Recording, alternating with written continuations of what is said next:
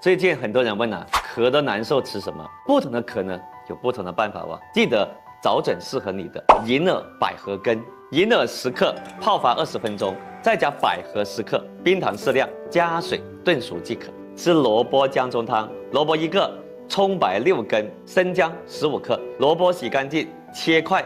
加水炖熟，加入葱白和姜片，再煮5分钟，加少许的盐即可。吃蜂蜜蒸萝卜，蜂蜜60克，新鲜萝卜1个，把萝卜洗干净，去皮，挖空中心，倒入蜂蜜，隔水蒸熟。喝汤吃萝卜，赶紧安排，让喉咙呢舒服起来。